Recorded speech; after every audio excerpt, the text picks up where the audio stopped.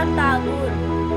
ரவீந்திரநாத் தாகூர் 15 மே 1817, 19 ஜனவரி 1905 இந்து மயிலாளர்கள் மத சீர்திருத்தவாதியாகவும் திகழ்ந்தவர். இவர் பிரம்ம சமாஜத்தில் பிராமண சமூகம் முக்கிய பங்களித்து இந்து மத சீர்திருத்தவாதியாக வகுத்தவர். 1848 ஆண்டில் துவங்கிய பிரம்மோ மதத்தில் நிர்வகியவர்களில் ஒருவராவார்.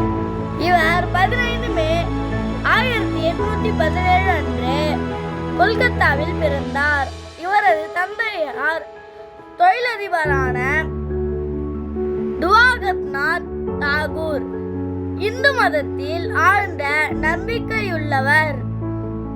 உபநிடத்தை நன்றாக பயின்றவர்.